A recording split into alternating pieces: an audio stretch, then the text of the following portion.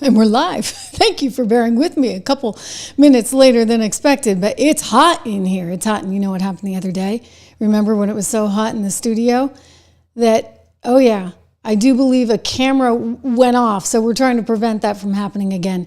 The air conditioning should theoretically be turning on soon, but you know, it's Monday. Welcome to the show, everyone. I am Trish Regan. Good to have all of you here. We've got a lot going on. First of all, CNN sounding really MAGA all of a sudden. So what is this about? I have some theories on it, but you know, there's also just the reality. And as you report the reality of the polls right now, what you're seeing is that, yeah, Democrats are struggling, like in ways that I don't think they ever thought possible. This is a brand that is really up against it. But what did you think was going to happen? I'll just ask. Like, when you start telling every man that they are somehow poisonous just for existing, and you know, gender doesn't matter, this, that, and the other. Of course, unless you're a man, in which case it's a huge problem.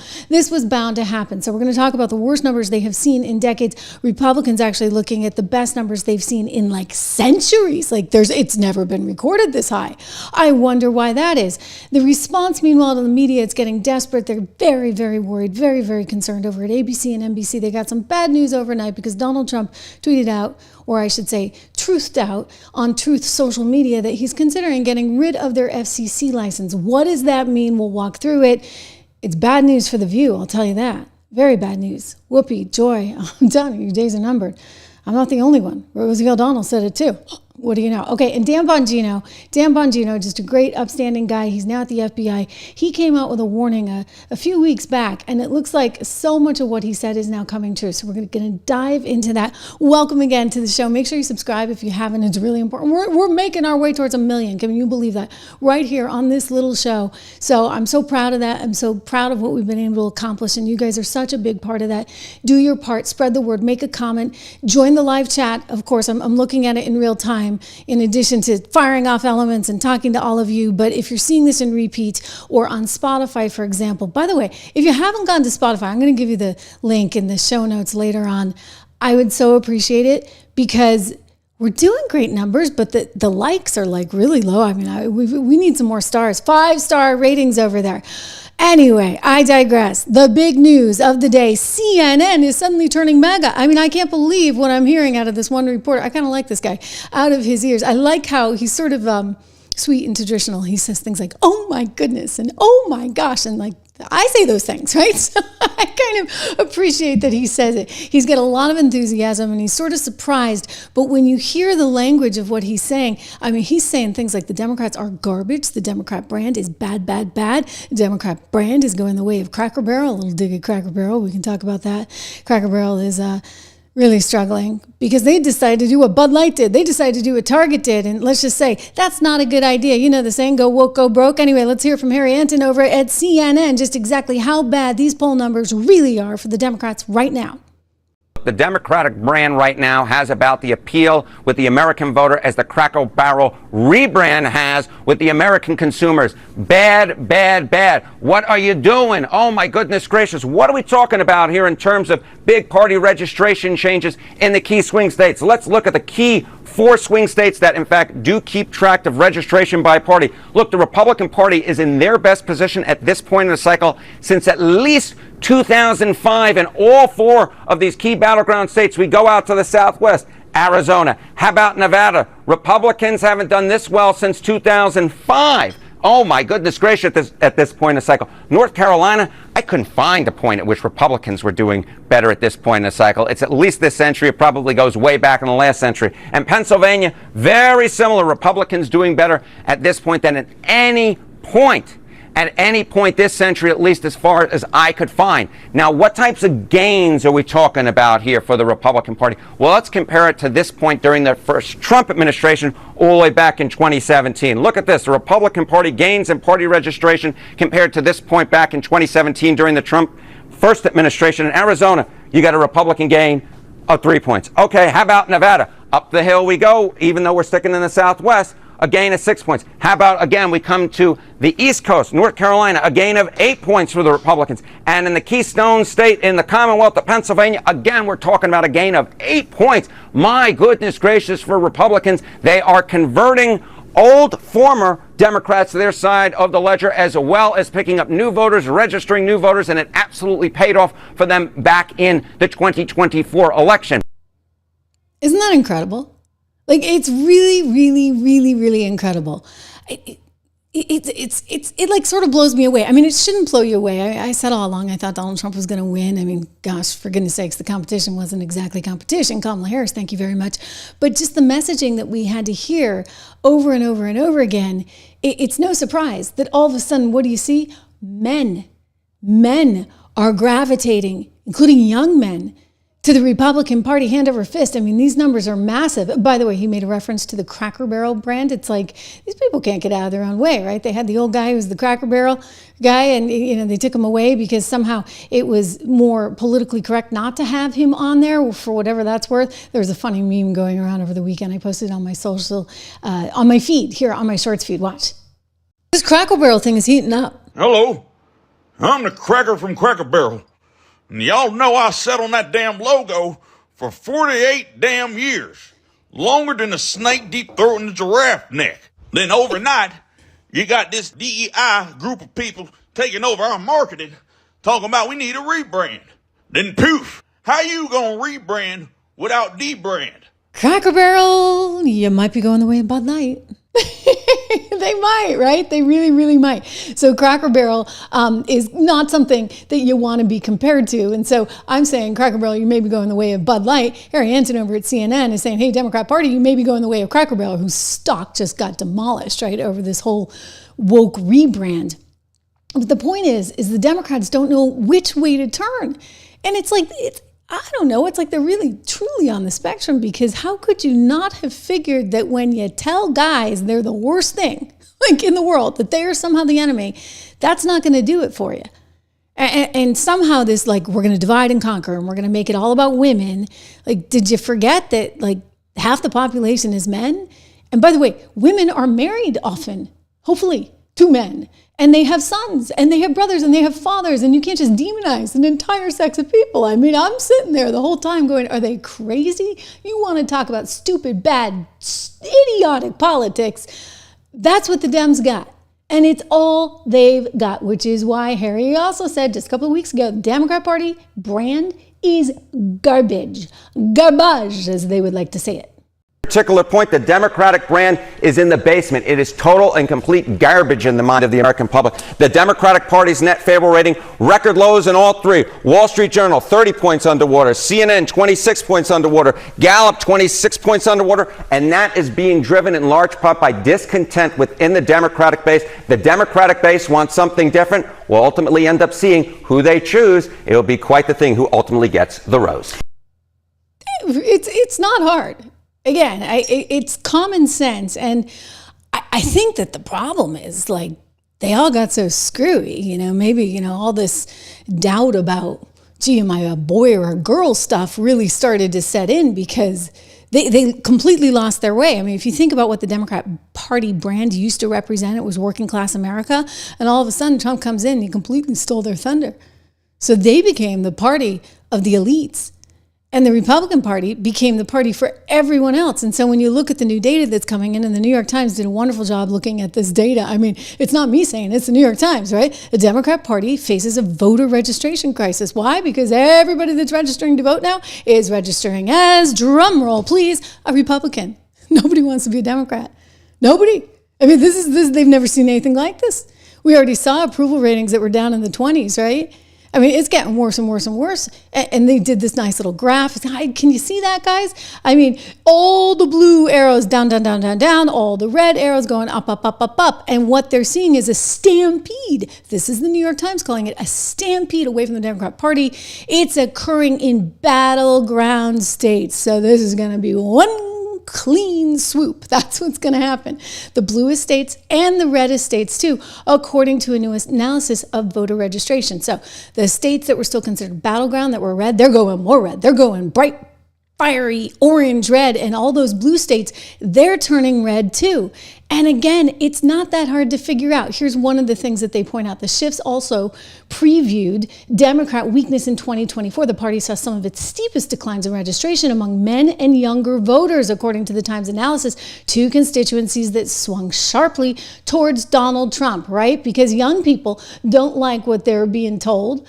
And men, certainly. I mean, you want to be told you're the enemy? You're no good at all? We need to just basically write you out of history, including all those horrible founding fathers that put this country together to begin with. I mean, unbelievable. Nearly 49% of men newly registering with a major party chose the Democrats back in 2020. I don't know what they were thinking. But by 2024, guess what? That figure was down to roughly 39%, and it's falling. It's going to be 29% before you know it. At the same time, the Democrat edge among women registering to vote, poof.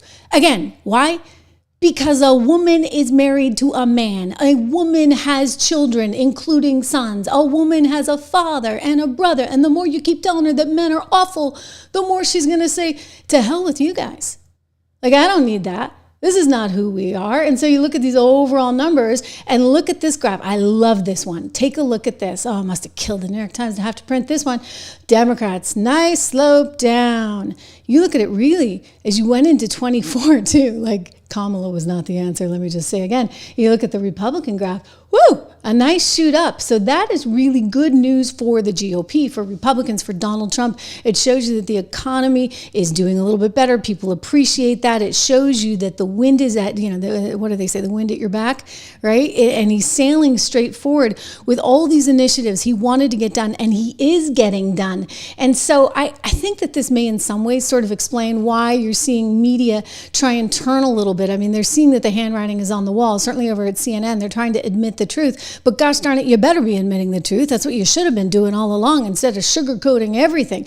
And so now it's all coming out. It's all coming out. And I suspect that you're going to see a lot more changes coming in the media. You're going to see a lot more fairness. You're going to see a lot more of both sides. No more of this 90% bad coverage of Donald Trump and 90% great coverage of the Democrats. Like, split it down the middle, for goodness sakes, guys. You've just become an arm of the Democrat Party. And this is, by the way, related, I should say, to the MSNBC spinoff, Versant, that's supposed to be happening relatively soon, by the end of the year, actually. So Comcast can't wait to get rid of MSNBC. And they are making sure that MSNBC gets rid of its name. As you know, we've talked about this. They're going to become MS Now, my source for news, opinion, world, lovely, rather than MSNBC. And they're getting rid of the peacock and no more colors. They've suddenly gone red, white, and blue. It's like, wow, what's happening? Well, Joe Scarborough tried to explain it. Survivor that he is, he actually sounds like he might even be on board. Of course, it's his paycheck. We will become MS Now, which stands for my source for news, opinion, and the world. And look, Andrew, they even have a graphic up. I like it. There it is. Actually, the new logo. It looks very sporty. Very sporty. Apparently they called him, they told him, they gave him a warning, which is a little bit better than Rachel Maddow. They did call and give her a warning, but then she spoke to Variety and she said she didn't even know how to say the name. So she clearly wasn't too happy. But insiders say she's probably going to leave, either of her own accord or because the network simply can't have this kind of liability anymore. Again, Joe's out there trying to help the Democrat Party find its future, and he's saying, hey, you got to care about everyday people. You got to care about, blue-collar workers. You can't be on and on about all this trans stuff and sports stuff and all this stuff that nobody cares about. But she's not following that line of thinking. She's got a very different kind of prescription, if you would, for all of this. Meanwhile, if you look at what Lazarus is saying, this is the guy, Mark Lazarus, who's the chief executive of this new Versant. I keep calling it Versant. It's actually Versant. But, I'm trying to give them a little panache. Anyway, the Comcast spinoff that's going to be a total disaster. I don't know, how this company possibly succeeds, because if I'm a shareholder, you think I want this? I mean, no. I mean, it's actually great for Comcast because they're preserving the better parts of the company. I mean, CNBC's decent, but let's face it, you can check all your stocks on your device. You can get honest research. not, analysts that are buying commercials on the network, right? Seriously, I mean, all these big banks buy commercials on CNBC and then they have their analysts on, so it becomes this total inside baseball game. You can get real honest-to-God research. Go to my company, 76 Research. We chose 76, by the way, for a reason. Get it? 1776, kind of an important time. Got a big birthday coming up, right? 250. So go to 76research.com and check out that. But this guy is saying, look, we think that it will help avoid confusion between viewers of NBC News and MSNBC. They're still going to have CNBC though. So I think this is really about something else. It's about trying to distance itself from the likes of Rachel Maddow and all the toxic nonsense that we've heard over there. Here's Donald Trump talking about it. Then you turn to CNN, which is fake news and nobody watches it, or MSDNC, they changed, MSNBC, they changed their name now because they were so bad. But they're the worst, owned by Comcast, run by a guy named Brian Roberts, who doesn't have a clue, he's terrible manager. But they're not, I don't think, selling it. They're changing the name because they're ashamed of it, and they're disassociating it from NBC, which is also fake news. They should be ashamed of that too. But a lot of fake news. I think the news is getting better. They're learning that they have no credibility. ABC, CBS was just sold to a great person that I know very well. A great man. He actually just bought CBS, and I think he's going to do the right thing with it. NBC is run terribly by Comcast. I call it Comcast because it's a whole con. So yeah, it's not going to fix anything, right? It really won't fix anything. They're just kind of, how shall I say, done for, in that there's a few things going on, and we've talked about this before, but the reality is this industry has changed, and it's changed massively. The fact that I can be here with you in a way that's way more cost effective, realistically, right? I mean, granted, we deal with audio issues and camera issues from, time to time, but I don't have to have, 100 people working here. And yet that's what you've got at all these big networks. And so there's an opportunity there for people to go and seek out personalities that they like and that are transparent and forthcoming. And that's exactly what certainly I am. There's no scripts, there's no middle management, and it's a very different kind of experience. And so the MSNBCs of the world that are out there doing all this commentary, et cetera, and where they're coming from every day of the week, they are going to be increasingly challenged. I don't really see how they have a future there at MS Now or whatever they're calling it. In other words, the name change is not going to matter. As for other people, will they have a future there? I mean, again, Rachel Maddow doesn't want to seem to get with the program. On the other hand, you had Joe and Mika going right down to Mar-a-Lago, right? The very next day, putting on their suit and tie. I mean, we actually saw Joe in a suit and tie after the election. That was like a miracle. Like, he never wears a suit and tie. All of a sudden, like, you can tell, he knows and knew which way the wind was blowing, right? Suit and tie it was, and he went down to Mar-a-Lago to make nice with Donald Trump because lots of changes are coming. And one, I think it tells you he's a bit of a phony. Okay, fine. Two, it tells you he knows where his bread is buttered and he's not willing to perhaps take a chance on his own. And three, it just reflects the reality of the world. As for the other one, Rachel Maddow on at night, she's having a much harder time with all of it. She had this epic meltdown about Donald Trump beautifying D.C. and cleaning up D.C. and actually saying, okay, we're not going to have any more illegal thugs on the streets of D.C. And somehow that's a bad thing. I mean, it's a really weird position for the Democrats to be in when suddenly you're on the side of defending crime. I mean, you want to talk about brilliant politics. That was brilliant on behalf of Donald Trump, because they're out there saying, no, it's fine. It's like everybody knows it's not fine, for goodness sakes. And yet Rachel had this total epic meltdown telling me and telling you and telling her bosses effectively she's not moving forward with the new program. And she's got no audience. Watch. And, listen,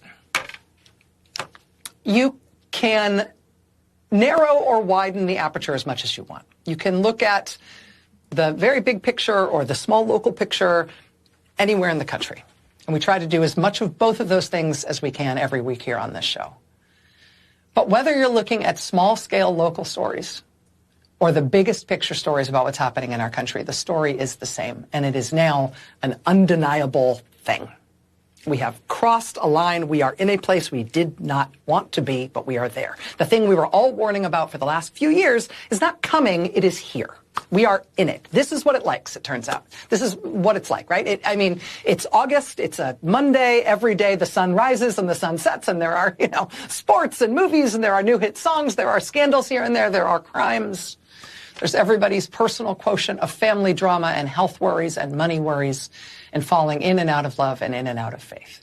Ooh, life poetic. Has not stopped, and none of our personal lives have stopped. But also, at the same time, life in the United States is profoundly changing, is profoundly different than it was even 6 months ago. Because we do now live in a country that has an authoritarian leader in charge. We have a consolidating dictatorship in our country.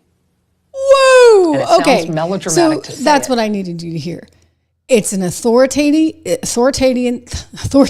You can tell it's Monday. It's a consolidated dictatorship. So, wow. All right. Wow. Like, she is never going to really get with the program, which has a lot of people saying, maybe she's going to be better off doing her own thing elsewhere. This is what Joy Reid decided to do, right?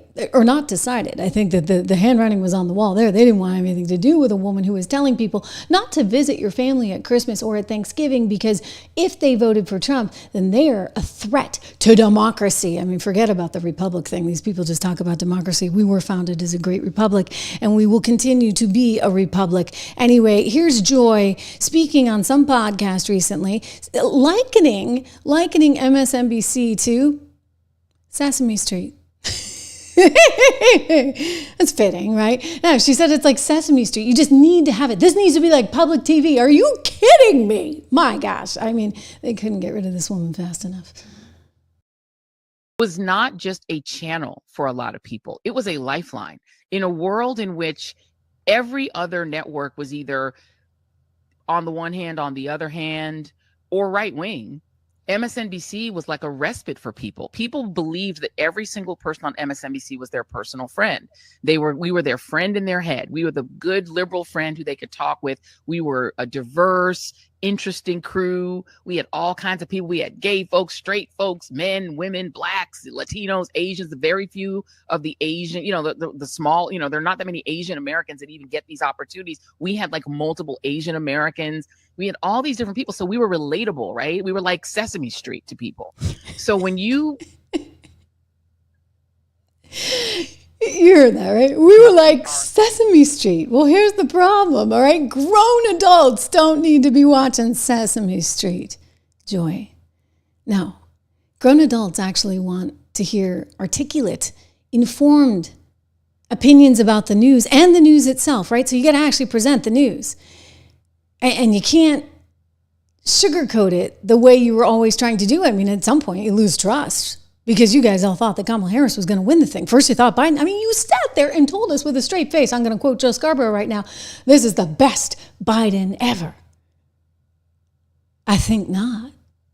I mean, the best Biden ever? Are you kidding me? Did you guys not see any of the incoming video? The constant flubs on his part, and don't tell me that this was something that just happened. Ooh, we got a good one here. We played it again in the shorts feed over the weekend. You guys liked this.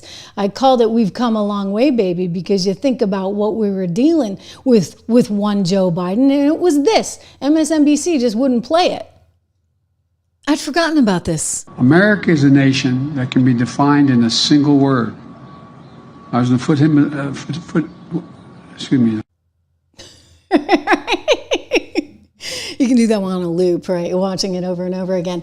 Look, I think that they're going to have to reinvent themselves. So you're going to have to see talent leave, because maybe Maddow would be better off joining her friend Joy on Sesame Street with their own version of Sesame Street. Because, Sesame Street's kind of going bye-bye too. All that public funding, taxpayer money no longer going to those things.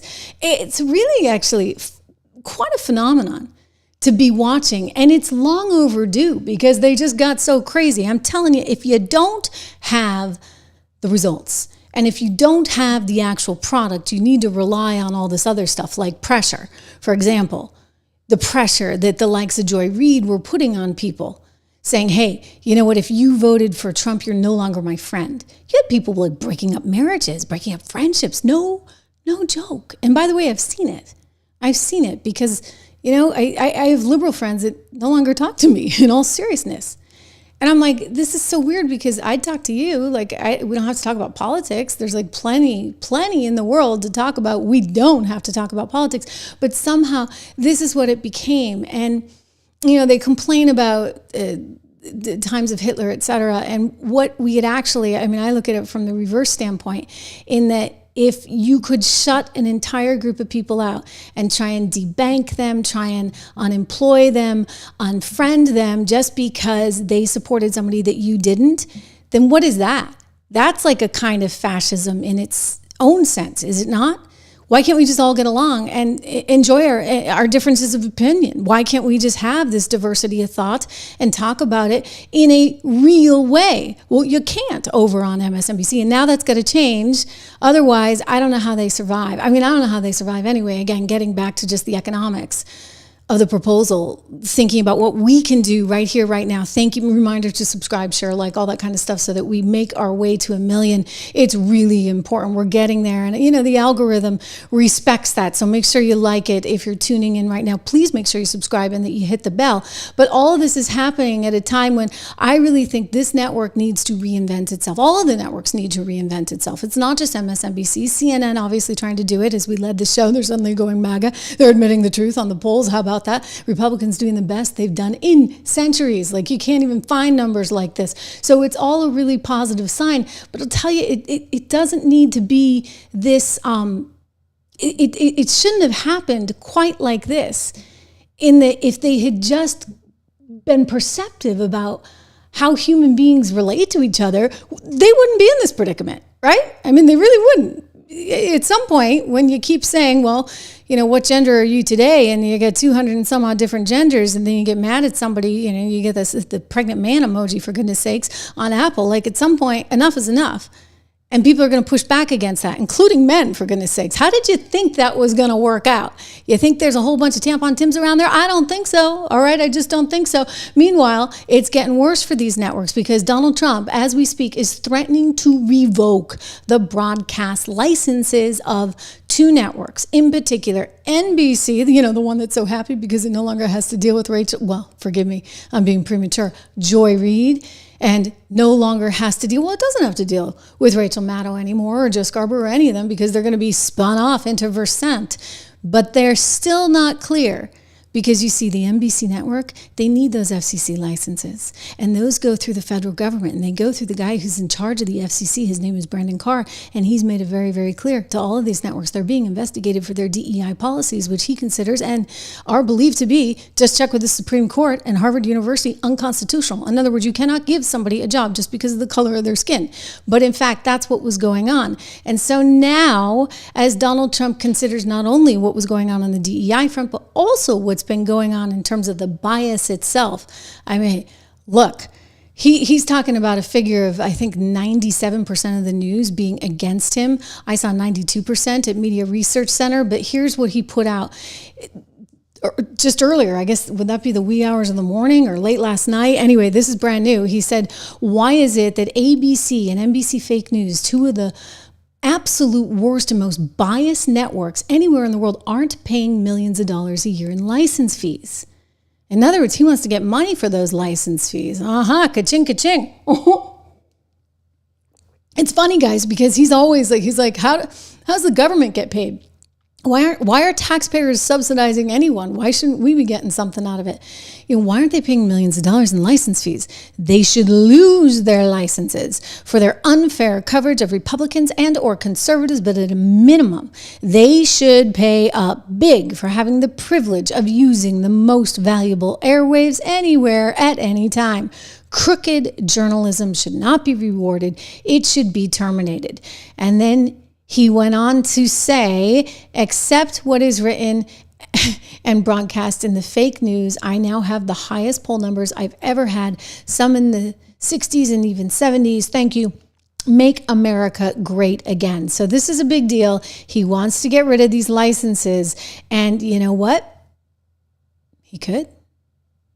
And this is what Brendan Carr's been talking about. And this is why everybody at ABC and NBC is freaking out. At NBC, they're freaking out to the point where they are spinning off these cable entities, primarily MSNBC. Over at ABC, they've put The View, you know that show, under review. Under review, which Rosie O'Donnell has interpreted alongside me, it's like the one thing we'd ever agree on, as probably not coming back. The head of ABC, along with the head of Disney, which owns ABC, they've been begging these ladies to try and do different kinds of stories. Can you move to the entertainment space, for example? They're like, no, we want to stick with politics. Well, you stick with politics, and you're going to dig yourself into a very big hole, not just because it's so biased and you don't have any conservatives that have any backbone on the show, but also because, it's expensive to run that show. It's very expensive to run that show. And in this new medium, you're not able to keep up in the streaming. They can't stream on YouTube. Why can't they stream? Whatever the broadcast deals are that they have, they're not able to. Similar, cable's a little different. Cable actually really can't stream because they get paid by the cable companies to have that exclusive content. And so sometimes they stream on YouTube. So if you have like YouTube Premium, you'll see them. But then all of a sudden the commercial comes on and it's just these nice peaceful waves or like an elephant walking. And that's because there are no commercials for those cable networks. And the broadcast, that's a whole other thing. And so now Brandon Carr went on to Fox recently and was asked specifically about whether or not The View was really in trouble. And I want you to hear what he had to say. All of ABC, by the way, is in trouble. It's not just The View. But specifically, given that The View has been a point of contention, let's watch his response. You now in the crosshairs of this administration. Look, it's entirely possible that there's issues over there. I mean, again, stepping back, this broader dynamic, once President Trump has exposed these media gatekeepers and smashed this facade, there's a lot of consequences. I think the consequences of that aren't quite finished. And look, The View's got a lot of challenges there. It wasn't that long ago, I think one episode, one show alone, they had to stop, interrupt the show, and read 4 separate legal notices to try to avoid legal liability. So I'm not surprised to hear people saying that their ratings are struggling. Well, sir, where does this end then? Look, I think we need a course correction. It's time for America's legacy broadcasters to return to promoting the public interest. And just recently, Skydance, which is looking to acquire CBS, wrote letters to the FCC committing to serious change, to trying to root out bias, to putting in place an ombudsman that would address these issues, to returning to unbiased, trustworthy journalism. That's where we have to go. And I think we're getting some wins along the way. It's trust but verify at the end of the day. We're not where we need to go. But I think this legacy media really needs to reorient, or they're going to continue to run into issues like Colbert, where it just doesn't make economic sense to run a partisan circus. You see that? Colbert was losing somewhere around 40, 50, 30 million. I don't know. The estimates were at least in the tens of millions a year. So no one was really watching, or if they were watching, I guess he was doing decently compared to other late night shows. It was costing the network too darn much.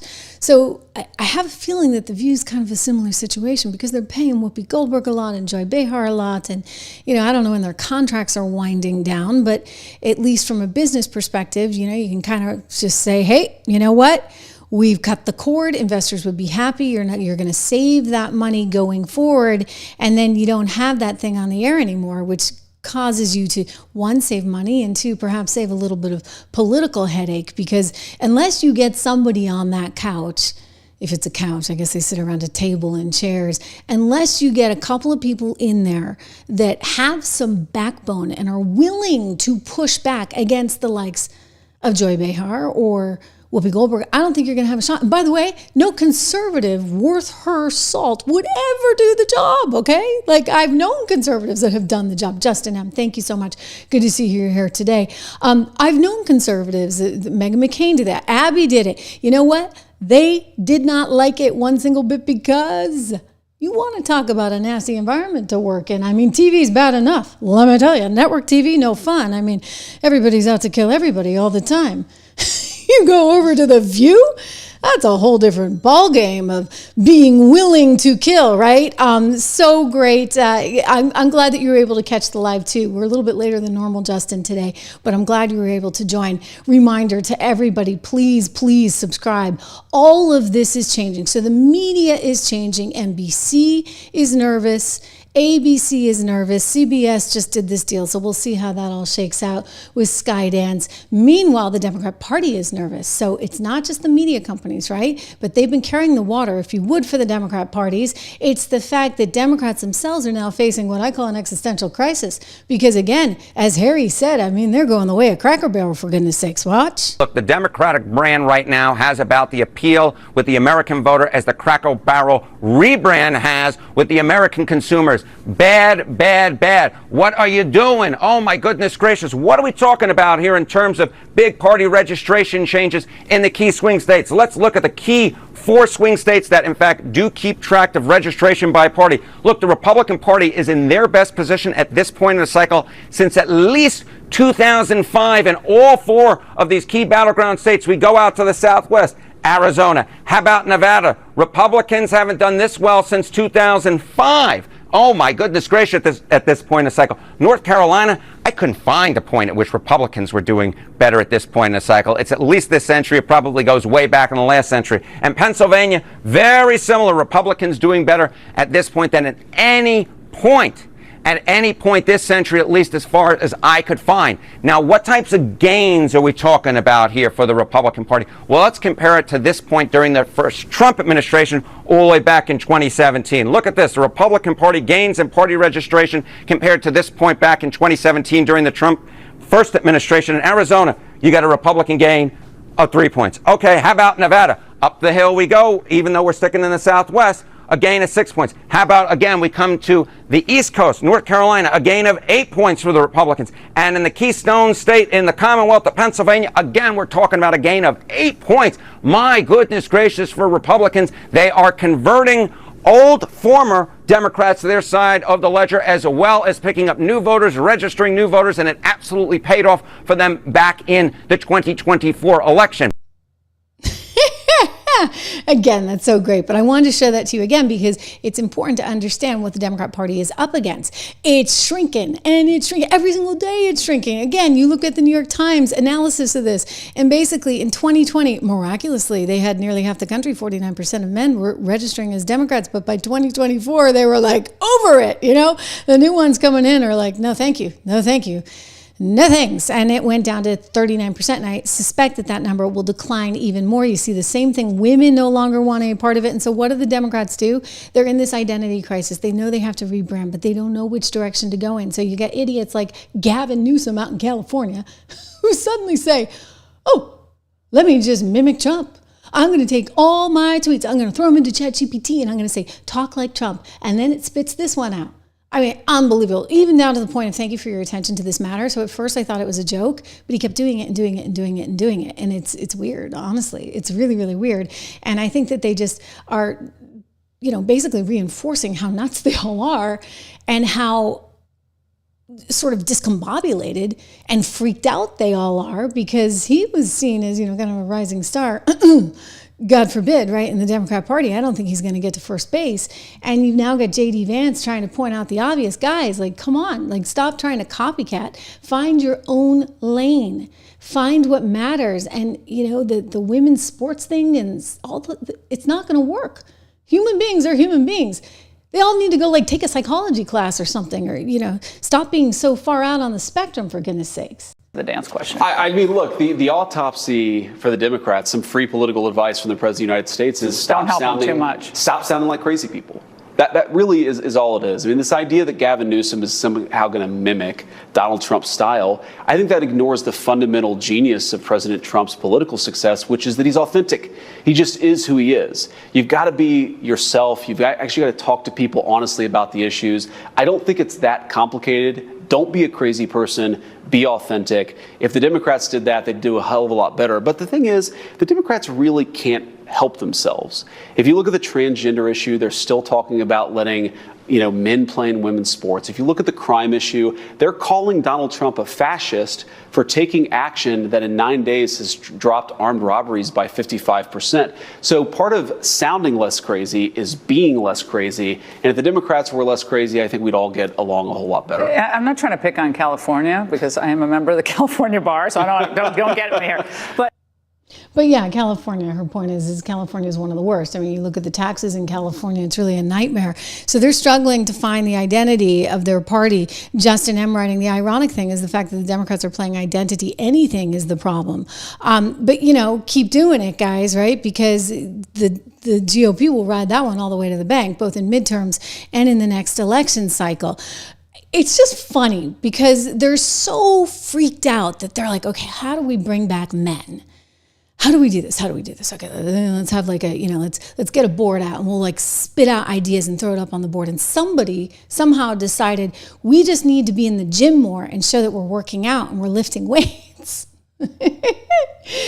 And Eric Swalwell started lifting his weights and all this, and he's doing these videos, and it's so weird to see, right? And it got even worse with Mamdani, because Mamdani, who's the communist socialist, whose dad was the post-colonial professor of God knows what at Columbia University, and Mamdani, even though he's, I guess, Indian by background, applied because he had lived in Africa as an African-American to Columbia and still didn't get in, by the way, still didn't get in. Poor Bolton was stupid enough to take the guy. Anyway, he's an idiot.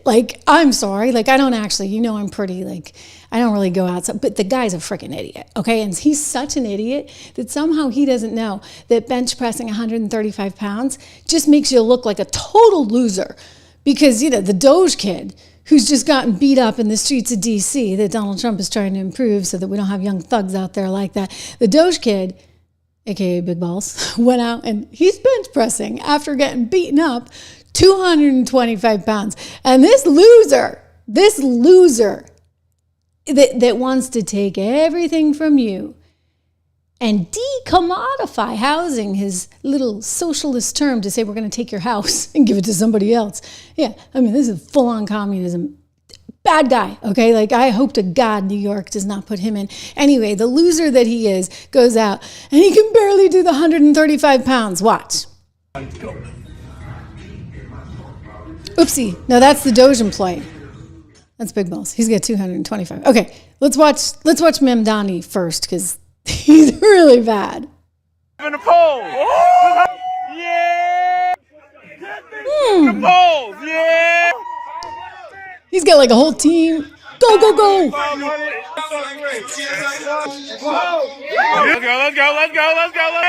Let me get one more. Get three. Let me get three. Yeah. Oh my gosh, and he's got a whole crowd. They're proud. Let's go. Yeah. Let me get one more. Let me get three. Let me get three. Yeah. Oh my gosh. Oh my gosh. By the way, peace of my mind, I read your mind. You said, did you see the clip? You bet I saw the clip. I had the clip and the rundown all along.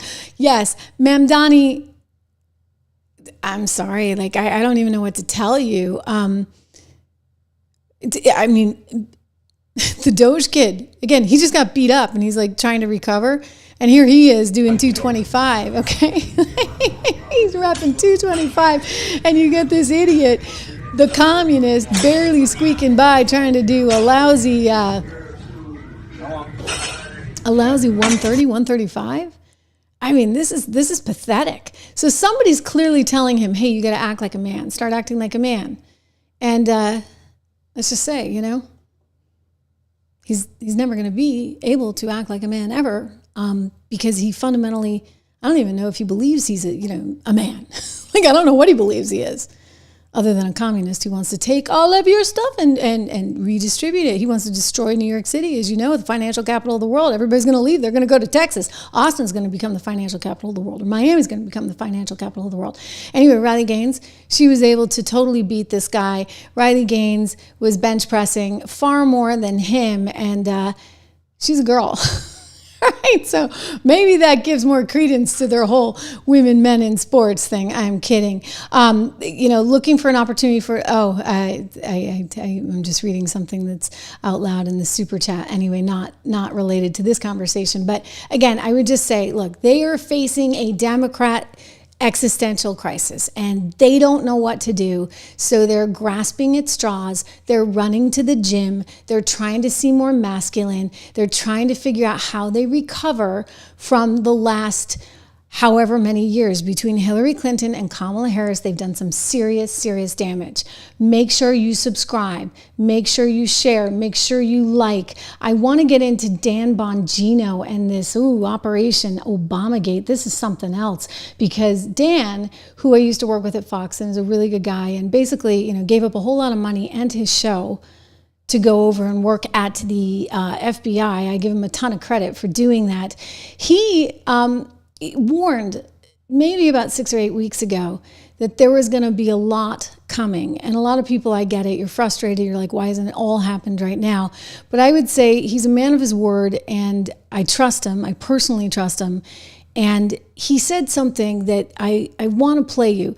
It's relevant right now with Letitia James, of course, under fire, the judges, the whole court throwing out the $500 million penalty against Donald Trump, saying it was a violation of the 8th Amendment because you can't have such excessive fines, right? Just look at the Constitution.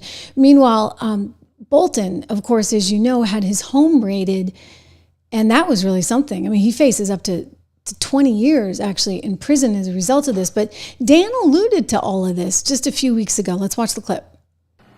Let me ask you about, are you going to be looking into, Cash and Pam, any potential collusion between the DOJ, Letitia James, the novel legal theory of Alvin Bragg or Nathan Wade or Fani Willis and the DOJ? Is that something? Has anything come up? Is there any way to determine whether or not evidence was destroyed in any of these cases?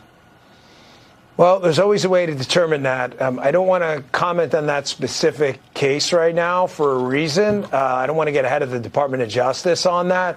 But I want to say this. The FBI obviously has the public corruption portfolio.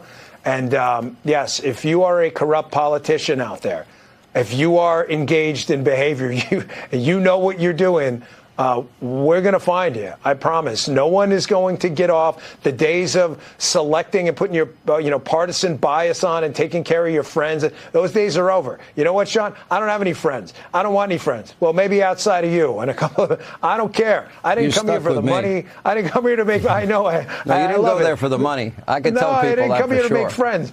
I don't give a damn about friends. I don't have any friends. I don't want any friends. I got my wife, I got you, and I got a small crew of people. So I don't need any friends. If you want a friend in D.C., get a dog. We're coming for you. That'll help. Yeah, exactly. You want a friend in D.C., right? Go get a Labradoodle like I have, because there are no friends in D.C. You've been doing this, 30 years? There are no friends here. It's relevant only because in some ways, I don't know if Bolton was his friend, but we all worked with Bolton. I actually had a lot of arguments on the air with Bolton. It was kind of a regular thing. I don't think we did see eye to eye on much, but Bolton was somebody who came in and was running the NSC for Donald Trump and published a lot of what the president considered classified information. And basically, it got pretty heated. Like within the administration, they said, you can't publish this stuff. Donald Trump was pretty darn furious because he felt that it was compromising sources, et cetera. And he published it anyway. It turned out to be kind of a lousy book. Even the New York Times panned it. They said it was like 500 pages of Bolton's notes, which kind of seemed unhinged at times. And they were like, gosh, he's such a warmonger. Like he was excited one night because he thought that they were going to bomb someplace in the Middle East. And then he realized they weren't going to do it because Donald Trump said, no, there were going to be too many deaths. He didn't want 150 body bags. It's too many. And I'll tell you this from personal experience, having talked to him repeatedly about what was going on in the Middle East, as well as Venezuela, et cetera. He is very much an anti-war president. He does not want anybody dying, like anybody on any side. Like he really doesn't, whereas Bolton's like, okay, we go in strong. And so there was this clash between the two of them. And then he publishes this book with the class allegedly classified information. The judge wound up saying, oh, you can go ahead and do it. So he did. And now this is coming back to bite him because, as Jonathan Turley pointed out, legal scholar, he said he could face 20 years as a result of this. Listen. Is intriguing here because these are long-standing allegations that the book indicated or referenced classified material that he may have acquired when he was in the administration. We're not clear as to what that is, but it would suggest that it could be national defense information. The reason that's important is that creates a heightened potential penalty. So you can have penalties that range from 5 to 20 years. 20 years tends to be the sentences for concealing information, obstructing justice. Simply having classified information can weigh in at about 10 years. And there are often multiple counts because each of those documents can be charged separately. You know, it's really interesting how this administration is actually using some of the cases that they tried to use against Donald Trump, right? Whether it be mortgage fraud, whether it be classified documents. Letitia getting hit with a big blow last week. I mean, major news, that $500 million penalty being tossed. She'll likely appeal it, of course, because, you know, this is what she does. But I'll tell you, this was egg on her face, and the media has started to turn against her. We saw it, I reported on this a couple of months ago with New York Magazine tending to be very liberal, and they're kind of saying, look, this is a mess of her own doing. You've seen MSNBC start to shift. You've seen CNN start to shift. Let me show you the clip. Well, I'm not Wolf. I have been skeptical of the Attorney General's case for a long time. I'm on record saying that this is a huge win for Donald Trump any way you cut it, and this is a stinging rebuke to the Attorney General, Letitia James. The finding here, it's a very long, complicated ruling, but the bottom line is, while the finding of liability against Donald Trump can stand, for now at least, the damages award, which started at $350 million with interest, gets up close to $500 million, that is thrown out. And the core reason for that ruling, according to the judges, is essentially that there was not enough of a showing here that there were actual victims. And just to refresh people's memories, this is the civil fraud lawsuit brought by the Attorney General. The core allegation is that Donald Trump habitually overvalued his own assets when he was trying to get bank loans from banks and other lenders. And essentially, the argument that Donald Trump made below that has now had resonance in the appeals court is, you're talking about very sophisticated, quote unquote, victims. These are billion-dollar banks that made the loans, got repaid on the loans by Donald Trump with interest, and actually profited to the tune of millions of dollars. So it's not the typical type of fraud case where you have somebody stealing money from other people or ripping off unknowing consumers. So this ruling by the appeals court is monumental. It was also very unusual in that it took them nearly a year to reach this decision. As Caitlin Polance just said, the next step is going to be to go up to the highest court in the state, the Court of Appeals in New York State. You know, it is amazing that it took this long. I mean, over 300 days. It should have only taken like 30. That's what's typical. So why did it take so long? A lot of people were speculating that Kathy Hochul had something to do with this. This came out of a Miranda Devine column that was in the New York Post. Allegedly, people at the White House were telling her that Kathy had told the president, listen, you got to stop meddling with my fines, in Midtown Manhattan. And once you stop doing that, then I'll allow them to move forward on this case. Yeah, it's strange. I'm just going to tell you, it's really weird that it took this long. It just shouldn't have taken this long. And when you listen to the testimony, I mean, the judges, you knew which way they were going, right? May it please the court, Judith Vale for the New York Attorney General's office. All of the defendants repeatedly violated... Ms. Vale, can you identify any previous case in which the Attorney General sued under Executive Law 6312 to upset a private business transaction that was between equally sophisticated partners, where the supposed victim had the ability and legal obligation to discover the allegedly misrepresented matters by conducting its own due diligence, where the supposed wrongdoer advised the supposed victim through written disclaimers to conduct its own due diligence and to draw its own conclusions, where the alleged misrepresentation almost entirely concerned inherently subjective valuations of properties and businesses. Yes. And where and where the victim never complained about any fraud in the transaction or losses from it. Because I've gone through the cases which you've cited, and all of them always involved the consumer protection aspect. It involved protection of the market. Several responses. And I want to add to his question, and little to no impact on the public marketplace. Wow. Well, I guess she learned the hard way. Letitia did anyway, that the Eighth Amendment is for real. Excessive fines prevents the government from imposing disproportionately large monetary policies. In other words, she couldn't do what she was trying to do, which was to bankrupt him and literally take his property. She wanted to go right into Trump Tower and take it over. That was her goal for political reasons only.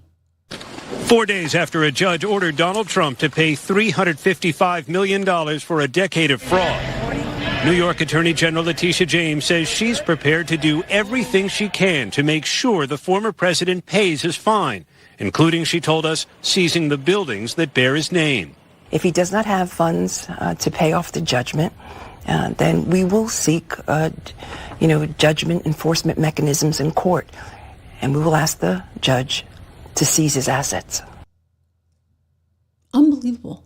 Just unbelievable. The whole thing was crazy. By the way, Justin M., I agree with you. Everything is taking so freaking long. The auto pen thing, we haven't even talked about that recently. Like what was going on? Look, these things take time. I think it's important to be somewhat patient. I do think it's important to give some benefit of the doubt. I think the good news is the Democrats are on defense. If you think about the last time that Donald Trump was in there, he was on defense. Right now, it's a very different scenario. And so that's the good news. All of this, however, does take time. That's the reality of it. And I'm hopeful. I'm hopeful that this is a different time around, okay? And they've had 4 years on the sidelines, and they spent a lot of time. Stephen Miller, 4 years running America Legal First, right? All he did was focus on this stuff. And so when you think about how they're going in and taking over DC from a crime perspective, trying to put the National Guard in there, this is all because they've realized, okay, we have the legal power to be able to do these things. When you think about what they did in California as those protests were going on, again, they won that one in the Ninth Circuit. They've thought this all through. And so I get it. It's frustrating. It's taking time. But the important thing is things are moving. So I'm not discouraged yet. I want everything yesterday too. But speaking of Letitia, look what's going on with Letitia. There's a number of things. They've got 2 investigations going on. One is whether or not, it was clear the court already decided, violation of 8th Amendment, but what about Donald Trump's civil rights? In other words, were his civil rights violated? This is the latest and greatest. I'll let Fox do the recap here. But basically, and I think this is the right, I want to make sure I have the right soundbite for you. I think this is the right one where they're talking about how they're looking into whether or not his civil rights as an individual were violated by one Letitia James. Washington, what do you know, David?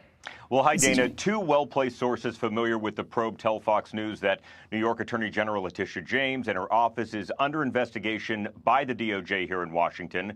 We're told that Attorney General Pam Bondi signed off on the probe. Subpoenas were sent to James's office, and there is a grand jury investigation underway in the New York State capital of Albany. The specific investigation, my colleague Jake Gibson, Ashley Oliver, and myself are being told involves deprivation of rights, which in plain language means someone in a position of legal authority violating someone else's constitutional or legal rights. Those sources tell Fox News the DOJ is going after James because she took then former President Donald Trump to court, quote, simply because she didn't like him and campaigned on getting him. DOJ, led by Bondi, believes she violated his First Amendment rights dealing with free speech. James has said before she believed Trump inflated his net worth to get good deals on loans from lenders and other financial benefits. Ms. James won in a court judgment of over $450 million against the Trump Organization. Trump is appealing, and it's pending. The entire scope of the grand jury probe in Albany, Dana, is unclear. Grand juries are secretive, but we've learned from these well-placed sources it stems from a recent strike force set up inside the Justice Department to investigate an alleged plot to tie Trump to Russia in 2016. Sources say that strike force has expanded to other topics. Now, to recap, the Justice Department has initiated grand jury proceedings in Albany, New York, against the Empire State Attorney General Letitia James. But remember, this is important. A grand jury simply decides if there's enough evidence to indict. To be clear, we are told this is very early in the process, and no one, as I speak to you right now, is facing any charges at this time. Fox News reached out to Attorney General James's office multiple times, but we've yet to hear back. Dana? All right, David. But I think that she's still at serious risk for an indictment. I mean, they just announced, right, the DOJ investigation out of New York. And that comes on the heels of the mortgage fraud investigation. Again, interesting that he's going after people with the exact same things. I mean, this one's different, frankly. It's different. But this is a big deal. Like, she's actually facing some real challenges. I want to get to what's happening both in D.C. as well as Chicago. But first, just a word from one of our great sponsors. There we go. We almost lost the camera, but nope, it came back. What do you know? Look, that help make this possible, which is a big deal. So we love our sponsors. I want you to go to balanceofnature.com. Use code word Trish. You get 35% off plus free shipping, plus a free bottle of fiber and spice. So use code word Trish, T-R-I-S-H. Quick question. Have you ever flipped over the bottle of a supplement and thought, what the heck is in this thing? What are the ingredients? I mean, if I can't pronounce it, I'm not taking it, right? That's why I use Balance of Nature. Every single ingredient, every single one in their fruits and veggies supplements. It's exactly what it sounds like.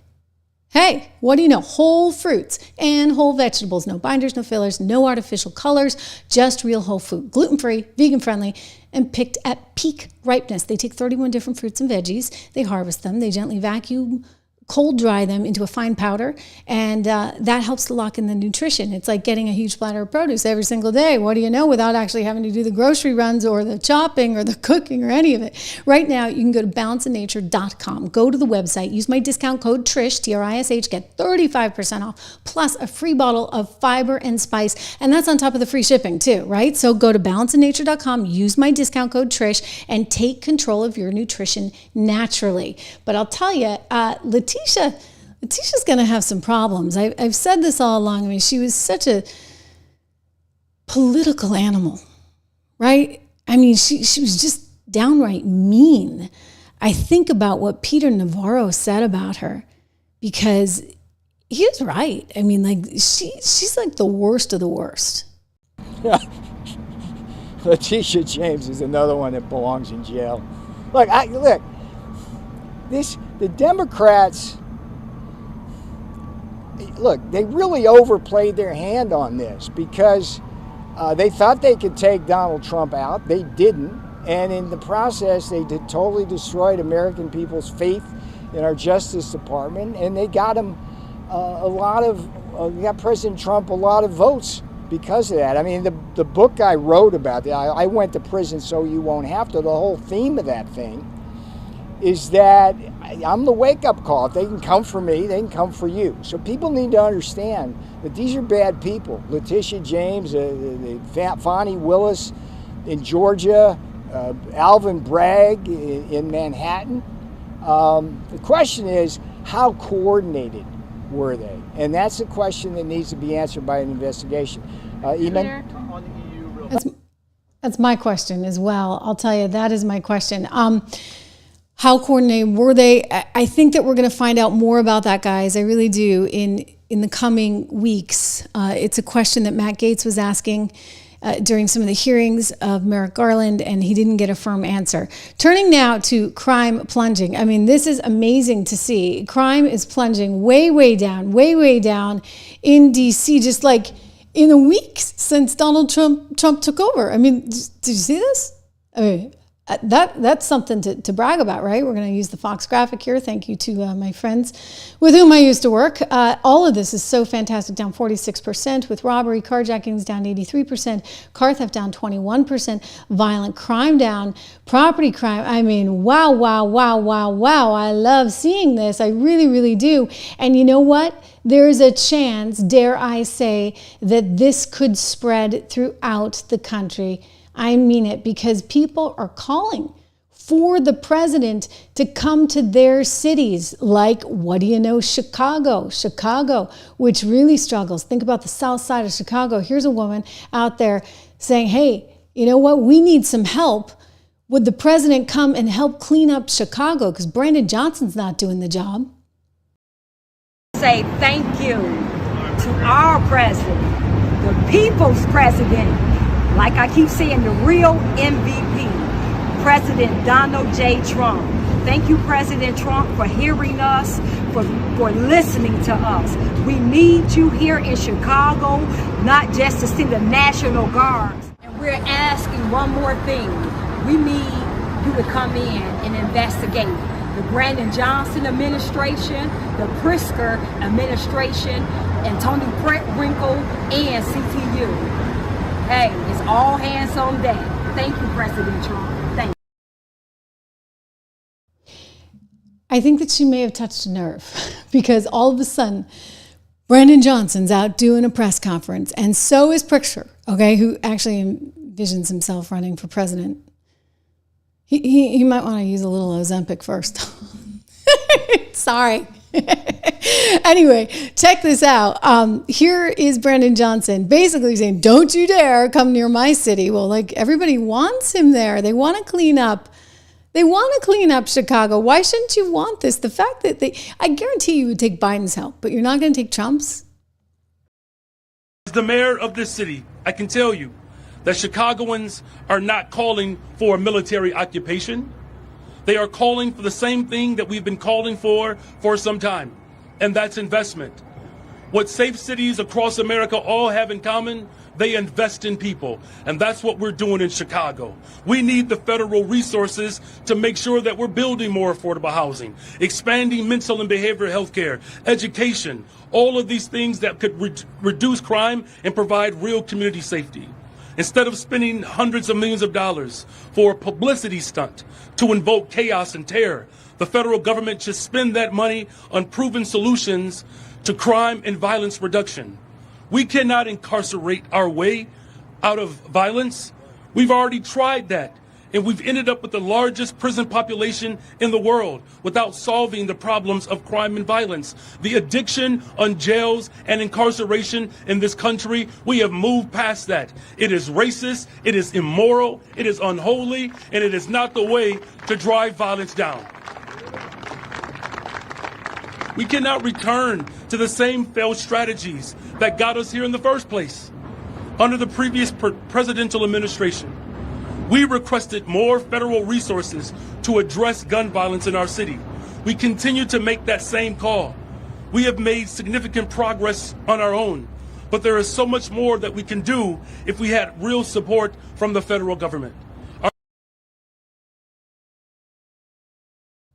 Looking for a handout, I guess. I would just say this.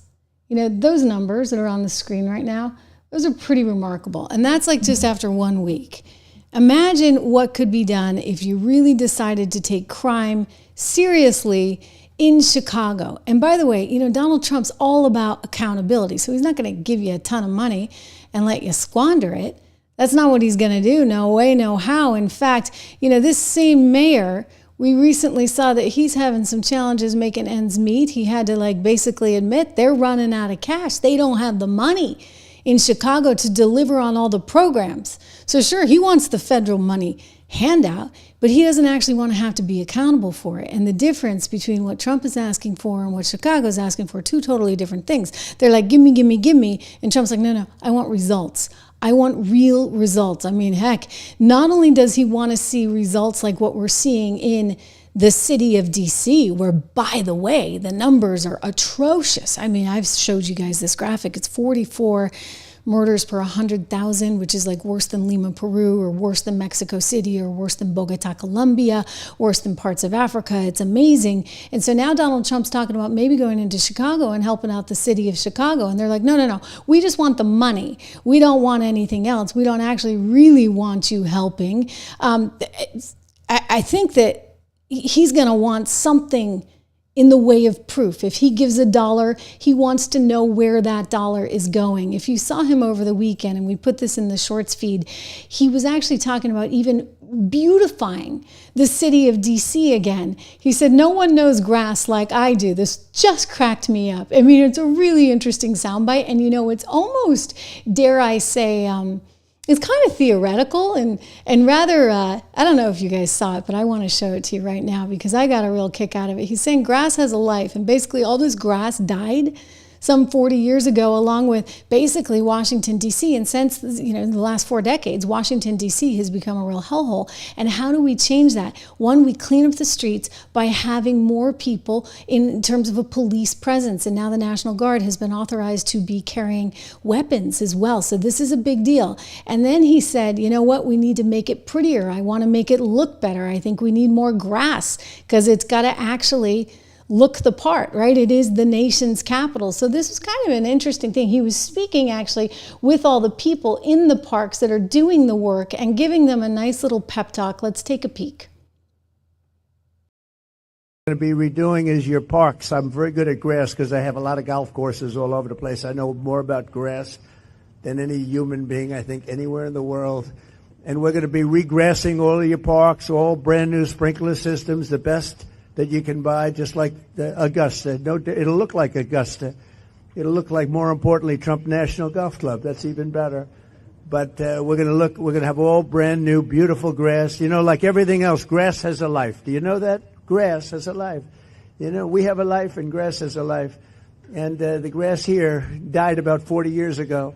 So we're going to be rebuilding all of your parks, and it's going to happen fast. It's going to go up like a miracle. So you do the job on safety, and I'll get this place fixed up physically, and we're going to be so proud of it at the end of 6 months. But let's say at the end of a year, this place will be maxed out in terms of beauty.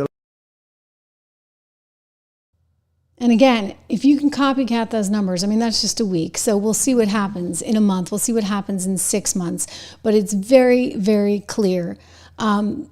It's very, very clear. Charlotte, I'm sorry. I know we're not at 1 million by the end of August. It is the end of August. But, you know, YouTube makes it harder. I swear to God. Let me just finish my thought on, you know, I think as far as Chicago goes, the people want him. Chicago's flipping red. It's exactly what I was telling you with the New York Times article at the top of the show. When you look at all of these areas, right? What are they doing? They're switching. They're all going red because it's pretty simple. It's pretty simple, guys. You know, men don't want to be part of this anymore. Women are married to men, and you look at that chart and it shows you what's really going on. So Chicago is the latest. As for me and my numbers, I know, Charlotte, I'm with you. I wish I was at 1 million too. We'll get there. I promise you, together we will indeed get there. It's important you guys subscribe. If you haven't subscribed to the show, do me that favor. I have a theory that it gets harder. I remember this when I was coming up on 100,000. It took forever, it seemed. I mean, we were at like 90,000 forever. I think Peace of My Mind sent me a note on Twitter. He's like, how long is it going to take? It's taken a while, but that's okay. Because you know what? The numbers, they're nice, but they really don't matter in the scheme of things. When I look at our audience, and I can see statistics on this, we have the stickiest audience. You know what? I don't market. I don't do anything extra. I'm just here every day. Not even at the same time. Don Becca's like, can you at least be at the same time? It's hard. You know, I get 3 kids and the whole thing. And I was traveling recently. But one of these days, we're shooting for like 1 o'clock. And when school starts, I'm going to have to really work towards that goal. 1 o'clock Eastern, that is. But I think that the reality is it gets harder as you get closer and closer to this goal. And then I'm told anyway by other people in this platform that it just unleashes after you hit that. So I'm committed. I'm not going anywhere. I don't care if they keep us here for the next darn year. But whatever you guys can do to help push, just by telling your friends and getting the word out and liking and sharing and commenting. I do read the comments after, and spreading the word is much, much appreciated. So Charlotte, thank you for your attention to that. We'll get there. We'll get there. I have no doubt. And granted, you know, I wish it was 6 months ago too, or at least this month, but it'll happen. Yeah, it'll happen. Anyway, thank you for all you guys do. I truly do appreciate it. And it's a wonderful medium to be here with you and not with these networks, and to be able to have the freedom to do this. I love it. I really do. And I love all of you. So thank you. And I will see you back here live let's shoot for 1, shall we? It'll be a little earlier. I can make sure all the kids get their dinner and in bed a little bit earlier as well. We'll shoot for 1 o'clock tomorrow. Thank you so much. See you then.